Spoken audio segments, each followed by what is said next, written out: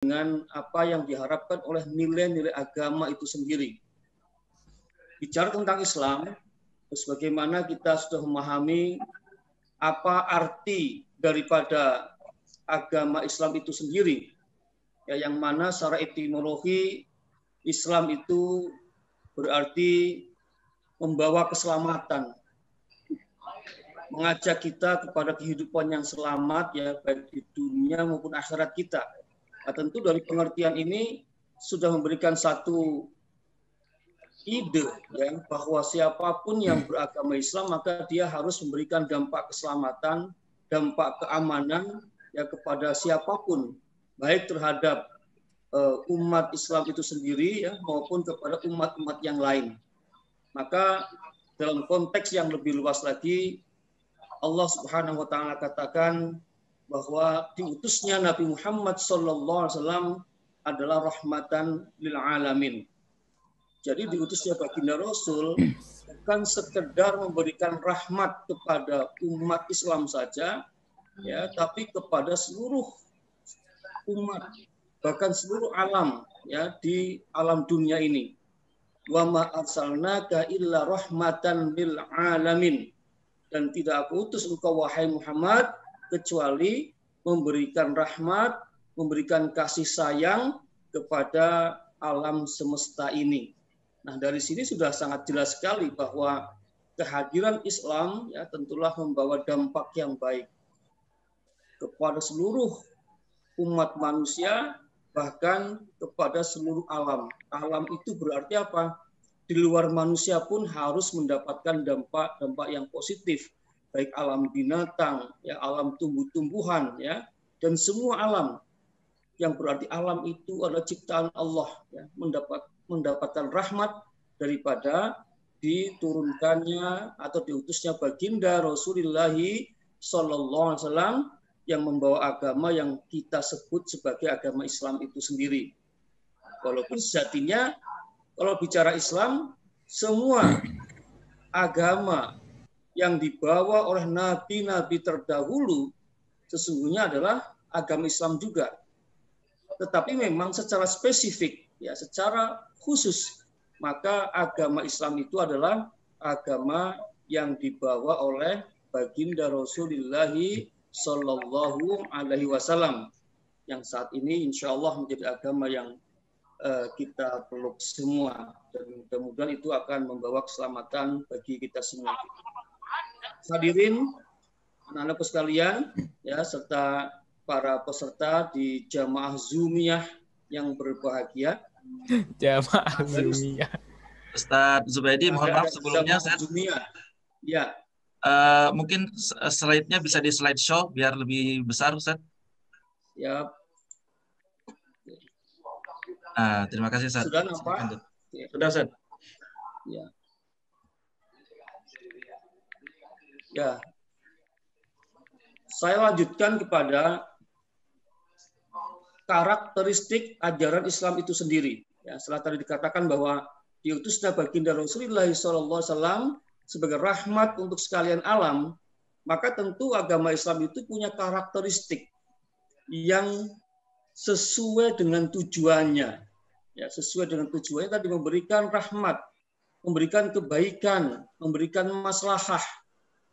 Nah, karena itu Majelis Ulama Indonesia, ya, pada Munas tahun 2015, ya, 5 tahun yang lalu, ya, supaya kita mudah, ya, di dalam menggambarkan Islam yang rahmatan lil alamin itu seperti apa, MUI membuat satu konsep, ya, yang disebut dengan taujihat, ya, atau arahan-arahan tentang karakteristik Islam yang disebut dengan Islam wasatiyah. Nah, wasatiyah itu sendiri secara bahasa artinya ada di tengah-tengah. Jadi tidak terlalu ke kiri juga terlalu ke kanan. Tapi kanan kiri dalam bahasa kita, ya, bukan bahasa Al-Quran. Kalau dalam Al-Quran jelas Islam itu di kanan, ashabul yamin. Ya, yang salah di ashabul shimal. Tapi dalam konteks bahasa kita, dalam pengamatan pergerakan atau gerakan-gerakan itu biasanya dibedakan, ada gerakan kiri, ada gerakan kanan. Ya, biasanya kalau kiri itu mereka yang cenderung liberal, mereka yang semakin sekuler begitu, atau bahkan ateis itu kiri. Tapi mereka yang semakin tekstualis dalam beragama, yang semakin kental keagamaannya, itu seringkali digolongkan ke dalam kelompok kanan. Nah ini, maka praktek-praktek keagamaan yang cenderung mengambil jalur kiri ataupun jalur kanan ya, dalam bahasa kita ya, dalam bahasa para analis, itu akan memberikan dampak yang kurang baik dalam kehidupan. Jalan yang terlalu kiri, ya tadi jalan yang sekuler, bahkan sampai ateis, ya tentu ini adalah jalan-jalan yang menjauhkan kita dari agama yang sesungguhnya, dari substansi agama. Kita akan melenceng, kita akan cenderung menggunakan akal, kita akan cenderung menggunakan hawa nafsu kita dan menentang ajaran-ajaran agama yang sudah sangat baku di dalam Al-Quran, hadis maupun penjelasan-penjelasan para ulama.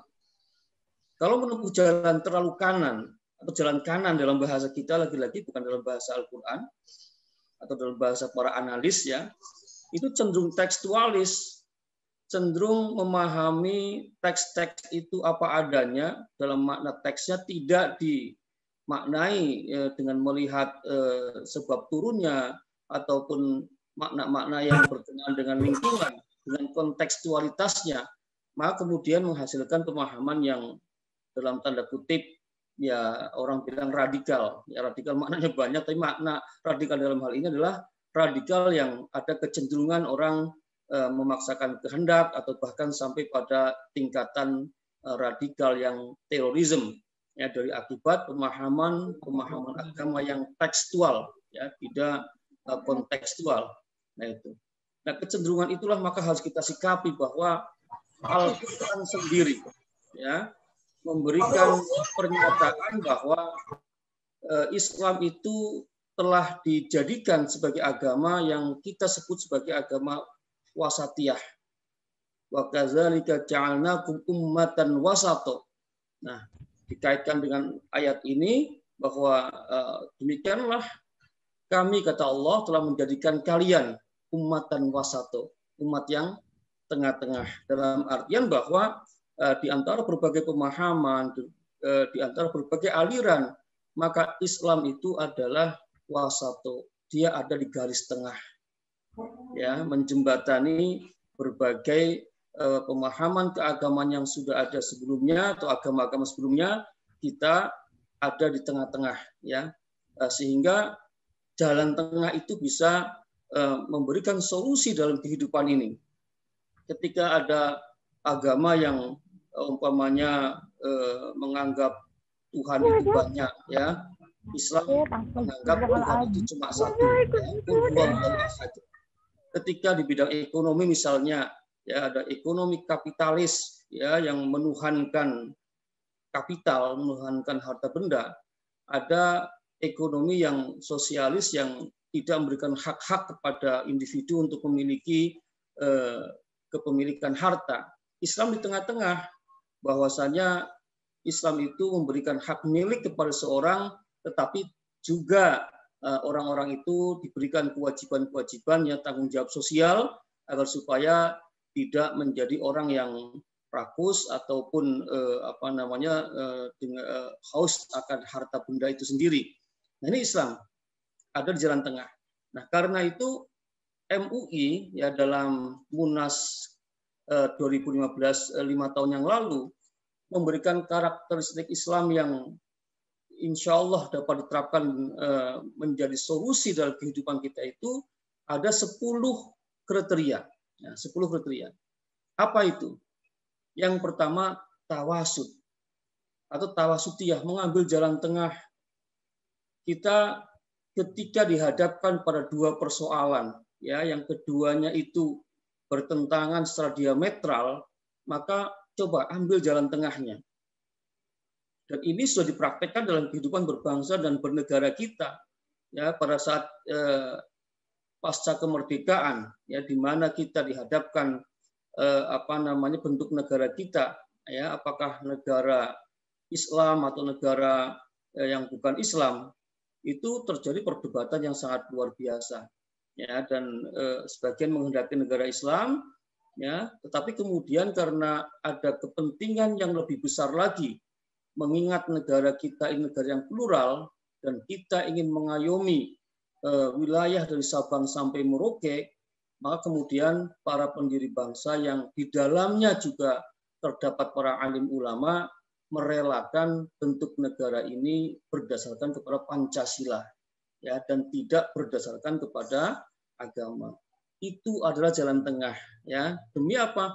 Mempersatukan negara Indonesia dari Sabang sampai Merauke. Karena kalau kita paksakan dengan misalnya negara Islam, ya ada kemungkinan bahkan waktu itu, ya, ada ancaman kalau dipaksakan dengan negara Islam, pulau-pulau, ya, atau wilayah-wilayah di Indonesia Timur, ya, akan tidak bergabung dengan NKRI gitu. Maka jalan tengahnya adalah dengan Negara Kesatuan Republik Indonesia dengan Pancasila sebagai dasar negaranya yang memberikan pengayoman terhadap seluruh warga bangsa dengan berbagai kepercayaan yang ada di dalamnya. Yang kedua, tawazun, berkeseimbangan. Kita Islam, ya, tidak hanya berorientasi kepada duniawi, tetapi juga ada orientasi akhiratnya. Sehingga dalam hal apapun, ya, orang Muslim itu harus seimbang. Boleh berkecimpung di bidang politik, ya, tapi harus seimbang antara nilai-nilai agamanya. Jangan sampai politik itu lepas dari konteks nilai-nilai agama, ya, sehingga kita suka mengenal semacam pernyataan politik itu kejam, ya kan? Politik itu kejam. Nah, itu kenapa? Karena politik yang seperti itu tidak dialiri, ya, atau tidak disemangati oleh nilai-nilai agama. Nah, kalau orang yang beragama Islam tentu harus tawazun, seimbang. Biarpun kita berpolitik, tetapi aspek agama harus masuk di dalamnya sebagai nilai-nilai yang melatarinya. Sehingga politiknya pun politik yang santun, politik yang berkeadaban, ya, dan politik yang betul-betul akan membawa kemaslahatan bagi warga bangsa semuanya. Kemudian iktidal, lurus dan tegas. Bukan berarti kalau kita mengambil jalan tengah dalam artian moderasi atau moderat, kemudian kita membolehkan berbagai hal. Tidak, kita juga harus jelas garis perbatasannya, garis demarkasinya, mana yang kita dukung dalam artian karena lurus, ya, karena sesuai dengan ajaran agama kita, dan mana yang memang dia melenceng, ya, kita harus tegas, ya, dalam berbagai hal, ya, dalam kehidupan sehari-hari. Ya, kita boleh saja mengambil jalan tengah, tapi kalau masalahnya sudah hitam putih, ya, antara hitam dan putih, maka tentu kita harus dukung yang tegas, yang jelas, yaitu yang putih dalam artian yang sesuai dengan nilai-nilai ajaran Islam. Yang keempat, nah, ini yang menjadi bahasan kita pada hari ini, at-tasamuh atau tasamuh, toleransi.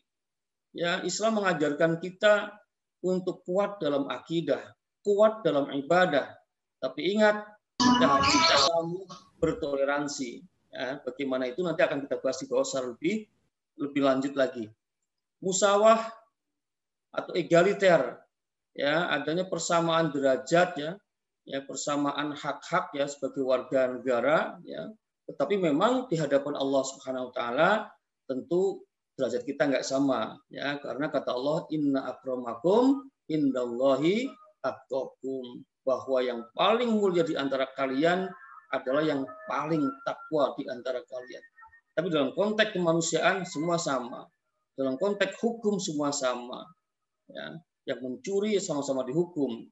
Jangan kemudian karena ada perbedaan keyakinan dan yang berkuasa umpamanya mayoritas Islam, kemudian kalau orang Islam melanggar hukum tidak dihukum, yang lain dihukum. Nah, ini tidak sesuai dengan prinsip-prinsip musawah, ya, egaliter atau persamaan derajat manusia.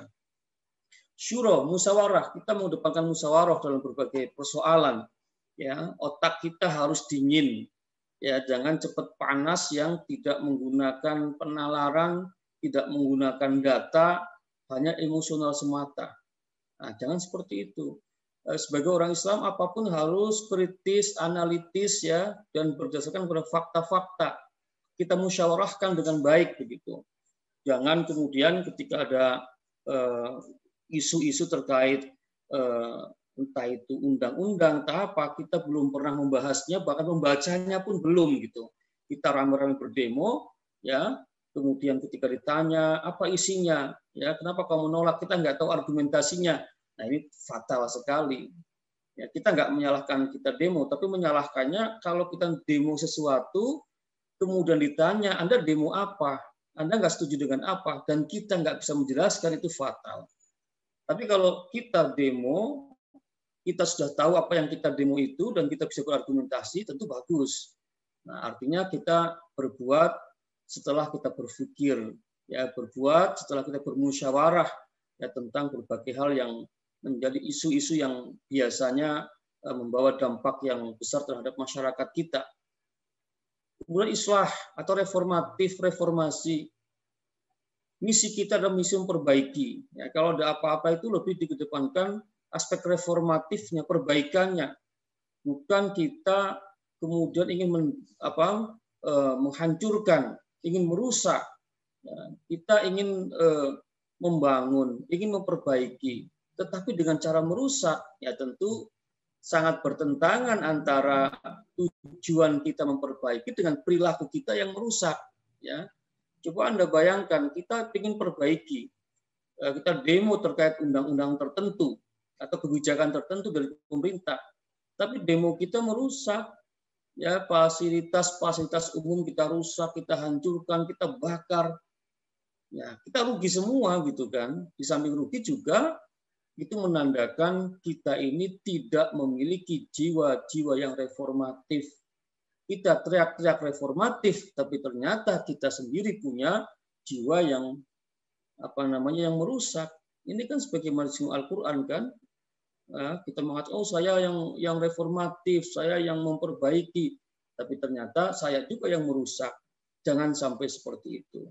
Dalam hal apapun juga, ya, kita gunakan akal kita, ya, kita gunakan pengetahuan kita supaya tindakan-tindakan kita itu terukur dan tujuannya tercapai. Ya, tujuannya kemaslahatan, agar kemaslahatan yang tercapai.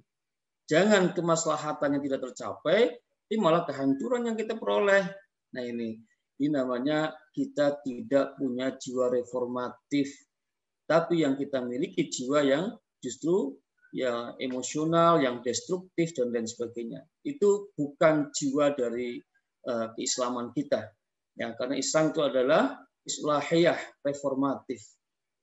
Kemudian aulawiyah, mendahulukan prioritas. Nah, ini sering terjadi baik dalam kehidupan yang luas, berbangsa dan bernegara, maupun dalam kehidupan yang sempit, ya, pada diri kita pribadi dalam berbagai kasus. Ya, apalagi mahasiswa. Mahasiswa sering dihadapkan pada keadaan yang bertentangan, mau ini apa itu, ya. Mau misalnya bermain, mau belajar misalnya. Nah, ini kita harus tahu skala prioritasnya.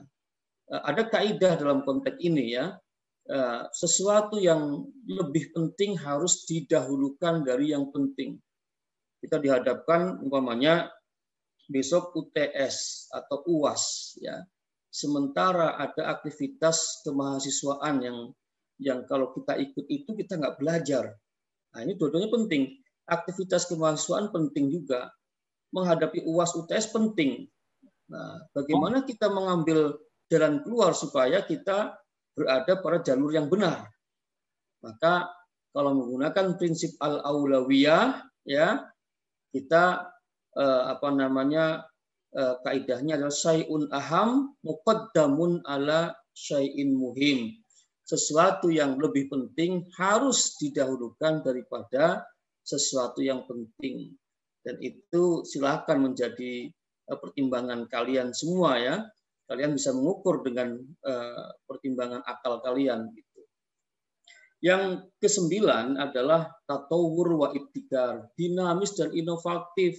Beragama itu nggak stagnan, tidak mandek ya. Kalau bicara ibadah memang benar, ibadah nggak boleh diinovasikan, harus apa adanya. Tapi ingat dalam agama ada yang namanya muamalah. Nah, konteks muamalah ini harus dinamis, harus inovatif, baik dalam bidang ekonominya maupun dalam bidang-bidang yang lain. Dia harus inovatif, harus dinamis, harus bisa menjawab tantangan zaman gitu. Nah ini jadi jangan sampai gara-gara kita meyakini suatu keyakinan kita mandek ya, bahkan kita stagnan, bahkan kita anti kemajuan. Ya, sebagai contoh di era pandemi COVID-19 yang seperti ini, kemudian kita kekeh, pokoknya vaksinasi haram, nggak boleh, dosa gitu. Padahal keadaan kita sedang sangat-sangat darurat ya, di mana keselamatan umat manusia sekarang menjadi persoalan yang luar biasa. Kita semua terancam. Ya, maka jangan sampai nanti ada kampanye-kampanye tentang haramnya vaksin COVID-19. Adapun upaya untuk menghalalkan vaksin wajib. Ya, otoritas yang mempunyai kewenangan untuk itu, Majelis Ulama Indonesia ataupun Kementerian Agama, ya, atau badan-badan lain yang punya hubungan dengan itu, silahkan aja untuk memeriksa kehalalan daripada vaksin COVID-19 ini. Ya, tetapi jangan sampai nanti itu menjadi persoalan yang kemudian kisruh, bahkan sampai batalnya program vaksinasi nasional. Ya, itu sangat berbahaya. Ya, padahal dalam keadaan darurat nanti hal-hal yang dilarang pun bisa dibolehkan. Ya, ad-daruratu tubihul mahzurat. Ya, kalau ukuran sudah darurat sekali maka boleh dilakukan. Ya. Faman turra ghairu baghin wala 'adin fala isma alaih. Bahkan orang-orang yang sudah dalam keadaan terjepit, nyawanya terancam, ya, hal-hal yang dilarang pun dibolehkan, tapi sekedar untuk bertahan hidup, sekedar untuk membantu supaya ya, tidak terancam dalam bahaya itu. Nah ini dinamis dan inovatif. Tahadur berkeadaban, orientasinya kemajuan gitu. Jadi orang beragama itu nggak jumud. Jumud itu artinya statis ya, tidak berkembang ya. Gara-gara beragama kemudian dia merasa agama itu nggak mengajarkan teknologi, agama tidak menyuruh kita belajar ilmu umum misalnya, tidak diperkenankan seperti itu. Ya, agama menyuruh kita belajar. Ada yang belajar agama, ada yang belajar umum, ya, begitu. Jadi berkeadaban, berkemajuan, gitu. Orientasi kita ke depan, bukan ke belakang, apalagi ajek atau statis. Wah, tidak. Agama itu mendorong kita berkeadaban, ya, untuk bagaimana kita bisa menjawab tantangan-tantangan zaman yang tetap dengan teguh berpegang kepada ajaran yang telah diturunkan Allah Subhanahu wa taala melalui Al-Qur'an ataupun melalui sunnah-sunnah nabinya. Itulah 10 kriteria tentang Islam yang disebut dengan Islam wasatiyah, atau gampangnya kita terjemahkan dengan Islam moderat. Ya. Tapi ada beda memang antara wasati dan moderat. Ya, mungkin nggak cukup waktu kalau saya bahas dalam forum ini. Ya, tapi intinya inilah yang disebut dengan moderat menurut MUI, berarti Islam yang ada 10 karakter yang telah disebutkan ini. Nah, lalu bagaimana posisi agama kita di antara agama-agama di dunia? Ya, ini penting disampaikan sebagai landasan kita nanti dalam hidup untuk bertoleransi. Ya. Bahwasanya agama Islam itu mempercayai ya adanya agama-agama yang sebelumnya yang diturunkan oleh Allah Subhanahu wa taala. Ya, sebagaimana dalam surat Al-Baqarah ayat 136 ini, qulu amanna billahi, katakanlah kami beriman kepada Allah, wa ma unzila ilaina, dan apa-apa yang diturunkan kepada kami, wa ma unzila ila Ibrahim, dan apa-apa yang diturunkan kepada Nabi Ibrahim, wa Ismail dan Ismail, wa Ishak dan seterusnya. Ini menunjukkan bahwa kita mengimani ya nabi-nabi yang sebelumnya, juga kitab-kitab yang diturunkan kepada nabi-nabi yang sebelumnya, yang mana mereka juga punya ajaran-ajaran yang dalam hal tertentu ya, dalam syariat itu bisa berbeda dengan kita, tapi dalam tauhid sama. Yang kedua, agama Islam itu menyempurnakan agama-agama yang diturunkan Allah sebelumnya. Ya tentu kalau agama yang telah diturunkan Allah itu tidak mengalami semacam perubahan-perubahan ataupun penambahan-penambahan oleh umat-umat yang memeluknya itu, Allah nggak akan menurunkan agama Islam. Kenapa Islam diturunkan? Ya tentu tujuannya tadi, karena agama-agama sebelumnya yang diturunkan Allah sudah ada perubahan, sudah ada penambahan atau bahkan juga pengurangan, maka hadirnya Islam ini sebagai penyempurna. Ya, al-yauma akmaltu lakum dinakum wa atmamtu alaikum ni'mati wa raditu lakumul Islam madinah. Ini adalah ayat yang terakhir turunnya sebagai penetapan bahwa agama Islam ini agama yang sempurna, ya, dan tidak ada nanti agama yang turun setelah Islam. Nah ini, karena itu ya tentu sebagai agama yang sempurna, kita sebagai penganutnya juga nanti dalam melaksanakan, dalam mengamalkan ajaran Islam harus melambangkan kesempurnaan itu sendiri. Ya, bahkan dalam ayat lain Allah katakan kuntum khairu ummatin, kalian adalah sebaik-baik umat. Ya. Jadi kalau kita dipuji oleh Allah Subhanahu wa taala dengan sebaik-baik umat, ya tentu kita harus mempersembahkan amaliyah kita kepada Allah dengan amaliyah yang baik. Ya, jangan sampai dipuji begitu malah kita sebaliknya, ya. Dipuji dengan kuntum khairu ummat, kamu sebaik-baik umat, malah perbuatan kita destruktif misalnya. Perbuatan kita membuat susah orang lain. Nah, itu memalukan di hadapan Allah Subhanahu wa taala. Ketiga, Islam memiliki tugas besar dalam rangka mendatangkan perdamaian dunia yang utama nih, ya. Inna khalaqnakum min dzakarin wa unsa wa ja'alnakum syu'uban wa qabaila lita'arafu. Kita disuruh ta'aruf, saling kenal mengenal, ya, saling memahami. Ya, karena dari kenal mengenal dan memahami itu kita akan hidup berdampingan, hidup damai gitu. Biasanya orang kalau baru ketemu dan belum kenal itu saling curiga. Ya, mungkin ada kesimpulan umpamanya dia sombong banget, oh dia belagu banget. Ternyata setelah kita ta'aruf, setelah kita berkenalan, Masya Allah, teman yang semula kita curigai sebagai teman yang sombong, yang belagu, ternyata dia orang yang cool, dia orang yang baik, ya, orang yang selalu peduli kepada orang lain. Nah ini, setelah apa kita tahu semua itu? Setelah kita ta'aruf, saling kenal mengenal. Nah itu, maka kalau ajaran ini kita terapkan, maka dunia ini pasti aman, pasti damai. Ya, kenapa? Karena kita akan memahami orang lain. Jadi walaupun ada perbedaan, tetapi kita saling menghargai dan hormat menghormati. Islam adalah agama yang membawa pembaruan, ya, banyak pembaharuan yang dibawa oleh Islam terkait misalnya praktek-praktek masa lalu, ya, sebelum lahirnya Islam kaum wanita sangat hina, kaum wanita kedudukannya sangat rendah sekali, ya.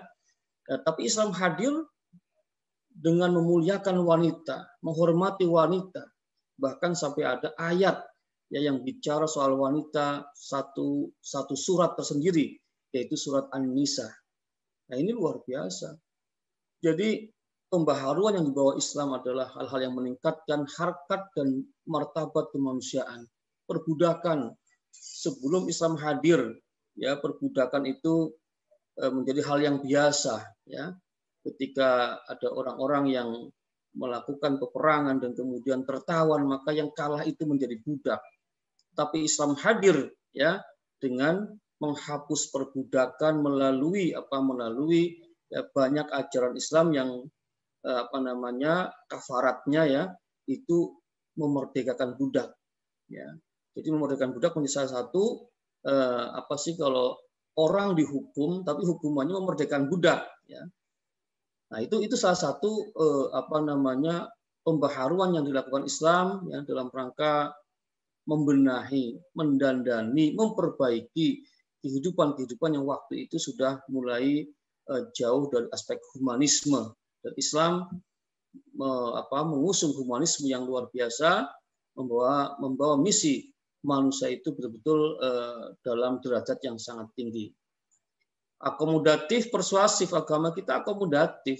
Kita tuh bisa menerima kok nilai-nilai dari luar Islam, walaupun dalam Quran umpamanya nggak ada, dalam hadis nggak ada.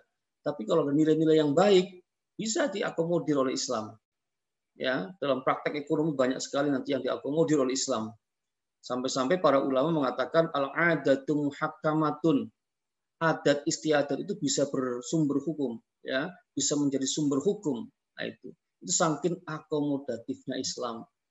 Jadi teks-teks Quran, hadis itu tidak membatasi hal-hal yang belum termaktub di dalamnya. Tapi Islam sudah punya batasan-batasan, punya koridor-koridor mana yang bisa diakomodir dan mana yang tidak bisa diakomodir.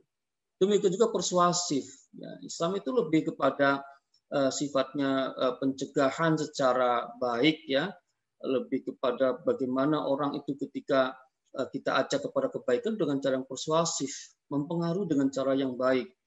Kita bukan dengan cara yang kasar, bukan dengan pemaksaan, ya. Kita nggak ada atau nggak boleh maksa seorang untuk masuk ke dalam ajaran Islam. La ikroha fiddin, tidak ada pemaksaan dalam agama. Tapi kita boleh mengajak orang untuk beragama Islam dengan cara-cara yang baik, cara-cara yang dibenarkan oleh agama maupun oleh koridor-koridor kesepakatan di tengah-tengah masyarakat. Islam mengajarkan akhlak mulia, jelas, ya, karena baginda Rasul adalah pribadi yang mulia akhlaknya, ya. Innama bu'istu liutammima makarimal akhlak, kata Kanjeng Nabi. Saya diutus untuk menyempurnakan akhlak yang mulia. Dan ketujuh, Islam mengajarkan toleransi. Ini yang akan kita bahas lebih jauh mengenai apa itu toleransi di dalam Islam. Oke. Saya kira kalau kajian kebahasaan, ya, kalian semua sudah paham lah, ya, apa itu toleransi, ya, yang pada dasarnya, ya, toleransi itu sendiri adalah kelapangan dada, ya, kelapangan dada dalam artian suka kepada siapapun, membiarkan orang berpendapat atau berpendirian lain, tak mau mengganggu kebebasan berpikir dan keyakinan orang lain. Jadi menghormati keberadaan orang lain dan menghormati orang lain berekspresi sesuai dengan apa yang diyakininya itu. Dalam konteks kita nanti tentu ada batasan-batasan, ya, di mana kebebasan itu selalu ada batasnya, tidak bebas 100%.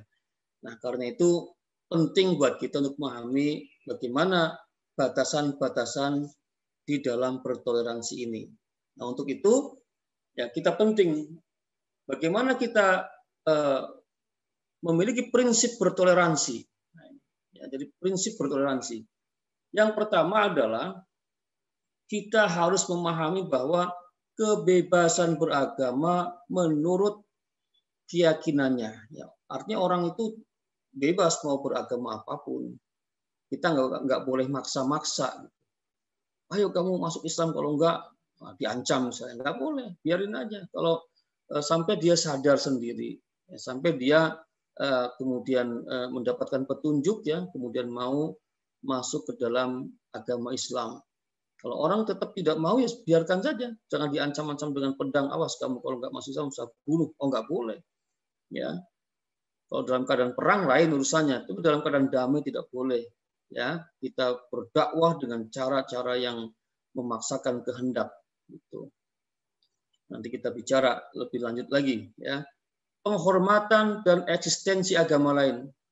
Wujud dari toleransi itu kita menghormati adanya eksistensi agama lain. Kita hormati. Quran saja bicara tentang agama lain, bicara agama Yahudi, bicara agama Nasrani, ya. itu menandakan Quran mengakui eksistensi agama lain. Kalau tanya soal benar salahnya agama itu hal lain, ya, hal lain. Tetapi menghormati eksistensi itu penting. Bahwa mereka itu ada sebagai komunitas, sebagai kelompok masyarakat itu ada gitu.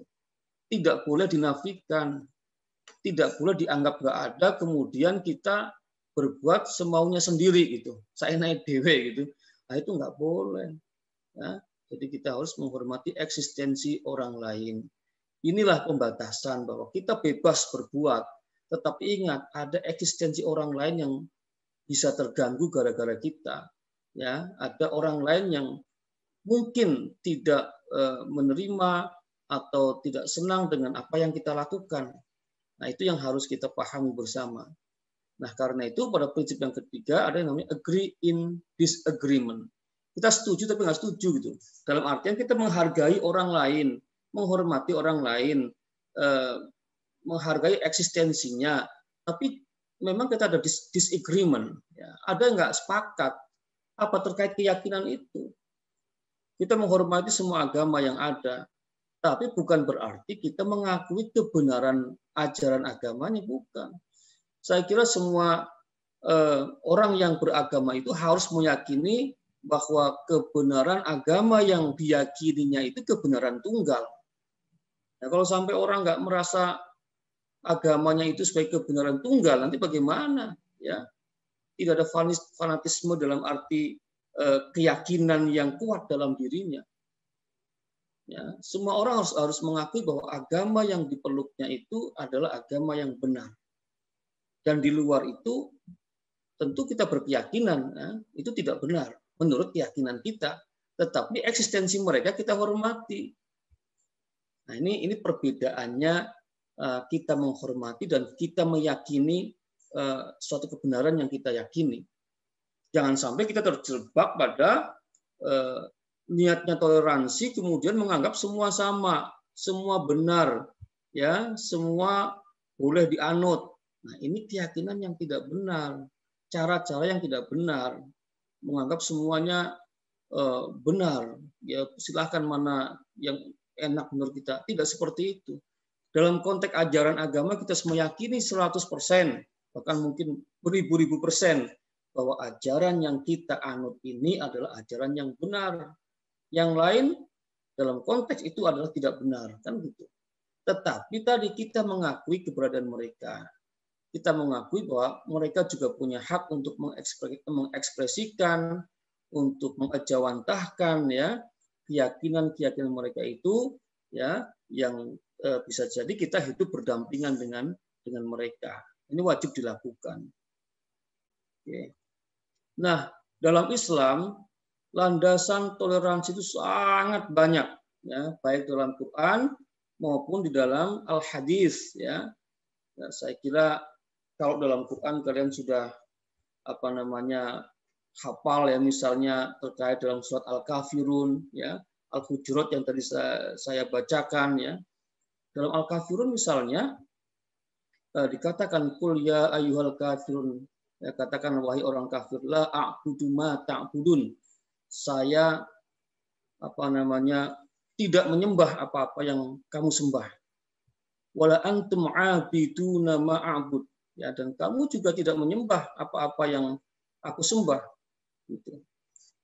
Nah, ini pada waktu itu kaitannya dengan orang-orang kafir Quraisy yang ingin berdamai dengan Rasulullah dengan cara tukeran keyakinan. Udah, ya Muhammad, it's okay, ya, you teruskan dakwah kamu, tapi akui juga kebenaran agama kami. Nabi tidak mau, ya, Nabi tidak mau bahwa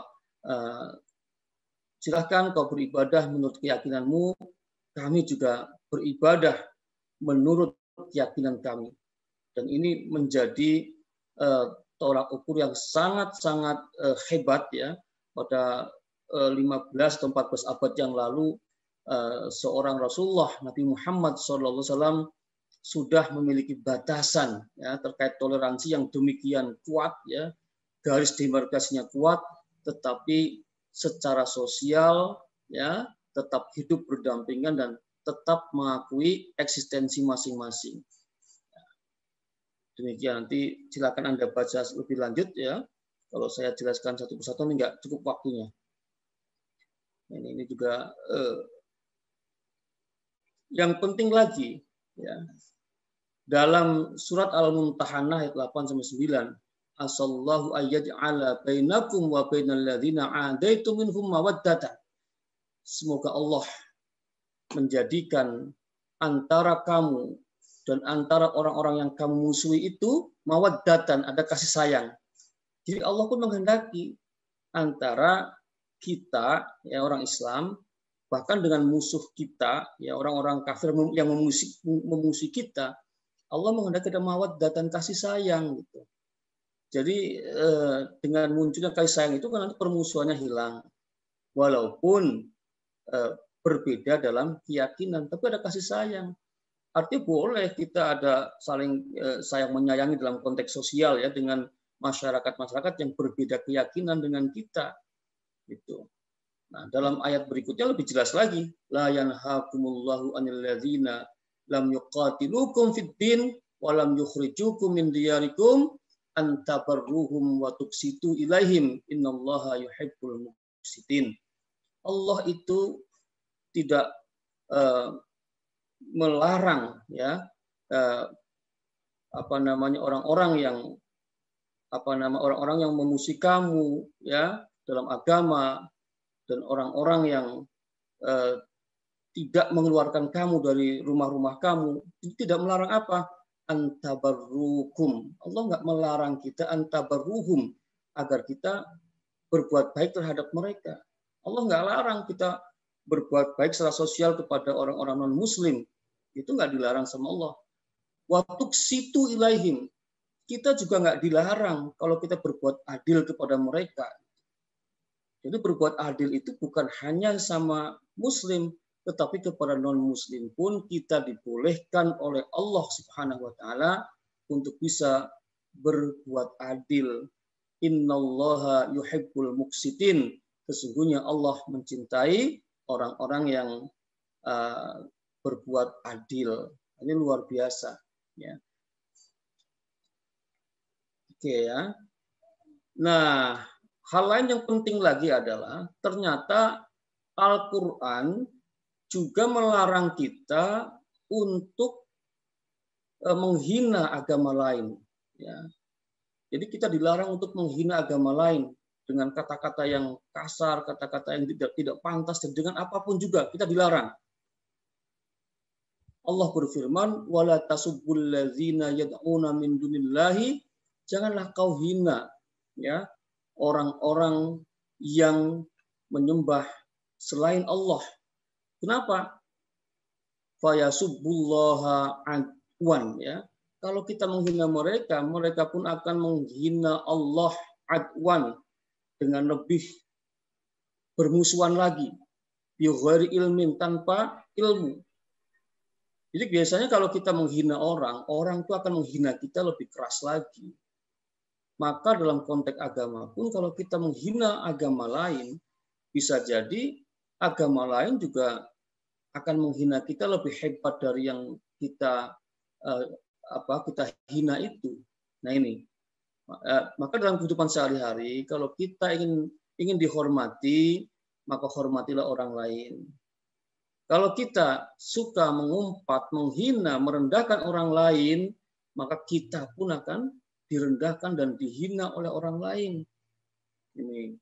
Jadi Allah pun memberikan pesan yang demikian dalam, ya. Walaupun agama Islam ini agama yang benar, agama yang harus kita anut ya sampai akhir hayat kita, tetapi jangan kemudian kita mencela-cela agama lain, ya, memaki-maki agama lain dengan perkataan-perkataan yang tidak pantas, atau dengan perkataan yang pantas pun kalau sifatnya mencela tidak diperkenankan. Nah, kenapa? Karena kalau kita melakukan itu, maka kita pun siap-siap akan dihina lagi, ya, akan direndahkan lagi. Gitu. Saya kira itu ya hadirin wal hadirat ya anak-anakku sekalian ya dan para jamaah Zoom ya yang insya Allah dirahmati Allah Subhanahu wa taala. Ya, di dalam hadis Nabi juga banyak sekali ya bagaimana riwayat-riwayat yang mana Nabi Muhammad SAW memberikan satu pujian-pujian kepada sikap-sikap yang toleran ya. Dalam hadis yang diriwayatkan dari Ibnu Abbas, ketika Nabi ditanya ya agama manakah yang paling dicintai Allah, maka jawaban beliau adalah al-hanifiyah as-samhah, agama yang lurus lagi toleran. Nah, ini jadi al-hanifiyah as-samhah inilah yang seharusnya menjadi semangat kita di dalam beragama ini ya, tanpa mengurangi keyakinan kita dalam melaksanakan ajaran-ajaran agama kita, tapi kita punya sikap toleran ya, yakinlah bahwa kita bertoleransi itu nggak akan ngurangin iman kita sama Allah ya. Jadi kadang-kadang ada orang yang mungkin terlalu baper atau apa. Kalau kita menghormati agama orang berarti kita ini dong akidahnya luntur. Oh tidak. Ya. Yang nggak boleh itu kalau kita mengamalkan ajaran agama mereka, tapi menghormati mereka, justru ini yang dipuji oleh Kanjeng Nabi Muhammad SAW. Ya, karena agama Islam itu memang al-hanifiyah as-samhah, agama yang lurus dan juga agama yang sangat toleran. Bagaimana Rasulullah ketika membangun kota Madinah ya, beliau menghormati semua golongan yang ada di Madinah. Ya, bahkan kemudian Nabi Muhammad membuat perjanjian dengan orang-orang non-Muslim yang ada di kota Madinah dalam sebuah perjanjian yang namanya Perjanjian Madinah atau Traktat Madinah atau Sahifah Madinah. Itu luar biasa. Ya, perjanjian baginda Rasul dengan kalangan non-Muslim pada waktu itu yang ada di kota Madinah. Bahkan pada pasal pertama dikatakan innahum ummatan wahidah. Semua yang ada di Madinah itu dikatakan ummatan wahidah, umat yang satu. Coba. Jadi agama Islam, agama Nasrani, agama Yahudi yang ada di Madinah pada waktu dikatakan ummatan wahidah, umat yang satu. Tujuannya apa? Supaya semua saling hormat menghormati, bersatu padu ya, hidup berdampingan di kota Madinah. Ya, dan dalam pasal-pasal yang lain dikatakan mereka saling tolong menolong ya, satu diserang yang lain harus membantu. Bahkan ketika umat-umat non-Muslim misalnya Yahudi atau Nasrani diserang oleh musuh, umat Islam pun berkewajiban membantu mereka. Itu yang tertuang dalam Sahifah Madinah atau Perjanjian Madinah. Sungguh luar biasa. Dan kalau nanti kita belajar fikih siasah, fikih politik Islam, Sahifah Madinah itu menginspirasi, ya, sangat menginspirasi bentuk negara kita, ya, negara Kesatuan Republik Indonesia dengan dasar Pancasila. Itu luar biasa. Ada benang merahnya di sana. Silahkan dipelajari nanti lebih jauh lagi. Nanti Anda akan menemukan betapa konsep negara Madinah luar biasa dan betapa para pendiri bangsa kita juga orang-orang yang sudah belajar tentang sejarah, gitu. Tidak ngawur dalam membentuk negara kita ini. Oke, saya kira saya nggak jelaskan semua, ya. Ayat-ayat maupun hadis yang ada di atas silahkan nanti dibaca sendiri. Mudah-mudahan nanti bisa diperbanyak atau di-share materi yang sudah saya buat ini. Dalam konteks toleransi ini, ya, maka toleransi kita harus wujudkan dalam keyakinan dan menjalankan peribadatan. Ya, sebagaimana tadi yang dalam Al-Kafirun kita harus meyakini ajaran agama kita, ya, tapi kita mengakui umat lain juga punya ibadah, punya keyakinan, ya silakan hidup berdampingan. Jangan kemudian dalam konteks toleransi lalu kita saling bertukar cara beribadah, itu tidak dibenarkan. Kemudian toleransi hidup berdampingan dengan agama yang lain, ya kita nggak ada paksaan dalam beragama ini, kita hidup berdampingan dalam kehidupan bermasyarakat, ya saling tolong menolong, ya tadi di Al-Mumtahanah 7-8 dikatakan seperti itu. Kemudian ditegaskan yang toleransi dalam hubungan antar masyarakat, ya dalam sosial dapat bersama dan tolong menolong, itu sangat jelas sekali, ya. Nah, sekarang persoalan yang lain. Ada yang namanya pluralisme, ya. Plural. Berasal dari kata pluralis yang berarti jamak lebih dari satu, atau pluralizing sama dengan jumlah yang menunjukkan lebih dari satu. Ya. Isme kan paham, ya. Jadi pluralisme itu memang di masyarakat ada dua pemahaman. Ada yang memahami pluralisme itu ya dalam arti bahwa itu keyakinan bahwa kita itu hidup dalam masyarakat yang majemuk dan kita hidup bersama-sama dalam sebuah masyarakat itu tanpa harus mengakui kesamaan keyakinannya. Tapi ada juga yang memahami pluralisme itu dalam arti semua agama itu benar gitu. Kita boleh mengambil mana yang kita mau. Itu yang kelompok yang kedua. Lalu bagaimana pluralisme yang sesungguhnya ini? Ya, terutama menurut Majelis Ulama Indonesia. Ya, kita lihat ya. Dalam pandangan MUI tentang pluralisme ya, pada Munas ke-7 ya, tahun 2005 sudah ada pembahasan tentang ini, di mana MUI melarang pluralisme dalam artian suatu paham yang mengajarkan bahwa semua agama adalah sama. Dan karenanya kebenaran setiap agama adalah relatif. Ini yang ditentang MUI. Jadi pluralisme yang mengatakan semua agama adalah sama, adalah benar, itu dilarang oleh Majelis Ulama Indonesia. Oleh sebab itu, setiap pemeluk agama tidak boleh mengklaim bahwa hanya agama saja yang benar, sedangkan yang lain salah. Ini yang ditentang MUI ya. Jadi jangan sampai orang mengatakan bahwa ini pernyataan yang benar ya. Kan ada orang yang mengatakan semua agama itu benar. Nah, tidak boleh seperti itu. Ya.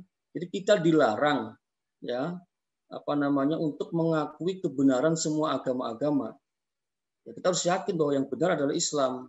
Ya, soal toleransi tadi sudah jelas aturannya. Pluralisme agama juga mengajarkan bahwa semua pemeluk agama akan masuk dan hidup berdampingan surga. Ini yang tidak diperbolehkan. Ya. Meyakini bahwa semua pemeluk agama akan masuk surga dan hidup berdampingan di surga adalah sikap yang salah, ya. Sikap yang tidak bisa diterima. Tapi menurut MUI ya bukan berarti kita juga kemudian bersikap kaku ya atau tidak toleran terhadap agama lain. Ya, karena itu bagi masyarakat Muslim yang tinggal bersama pemeluk agama lain dalam masalah sosial yang tidak berkaitan dengan akidah dan ibadah, umat Islam bersikap inklusif, ya, boleh bergaul, ya, boleh bermuamalah dengan mereka dalam artian tetap melakukan pergaulan sosial dengan pemeluk agama lain sepanjang tidak merugikan. Ya, jadi pluralisme yang tidak benar itu pluralisme yang menganggap semua agama itu benar. Pluralisme yang menganggap bahwa agama apapun kalau kita pegangi dengan sebaik-baiknya, kita amalkan dengan sebaik-baiknya, kita akan masuk surga semua. Itu pemahaman yang salah, ya, pemahaman yang tidak tepat. Ya. Karena itu MUI ya dalam konteks bahasa pluralisme agama itu lebih senang dengan istilah pluralitas agama, bukan pluralisme agama. Karena kalau isme itu sudah mengandung paham, ya, mengandung keyakinan di dalamnya. Seolah-olah kalau pluralisme agama itu tadi konotasinya semua agama benar. Ya. Nah, tapi kita lebih menggunakan pluralitas agama. Kita mengakui adanya perbedaan-perbedaan di tengah-tengah masyarakat kita dalam soal keyakinan, dan kita boleh bergaul satu dengan yang lainnya ya tadi sepanjang tidak merugikan. Itulah tuntunan dari MUI yang tentu ini menjadi guidance ya yang sangat baik dalam kehidupan sehari-hari supaya kita bisa beragama dengan baik tapi kita juga tetap bisa bergaul dengan semua orang ya, bahkan yang berbeda-beda keyakinan itu. Nah, karena itu bisa kita simpulkan ya bahwa agama Islam adalah agama yang menyelamatkan ya penganutnya di dunia akhirat dan memberikan kedamaian pada kehidupan umat manusia tanpa melihat perbedaan keyakinan, ras, suku bangsa, budaya, dan perbedaan-perbedaan yang lain. Islam adalah agama yang sangat toleran, dalam arti memberi kesempatan umat lain untuk meyakini dan beribadah sesuai dengan keyakinannya. Namun demikian, patut dicatat bahwa toleransi bukanlah menganggap semua agama atau keyakinan itu benar. Yang benar kita sebagai umat Islam harus meyakini yang benar adalah Islam. Tetapi ya kita memberikan penghargaan kepada orang lain ya demi terciptanya tata kehidupan dunia yang damai. Ya, saya rasa itu pengantar diskusi pada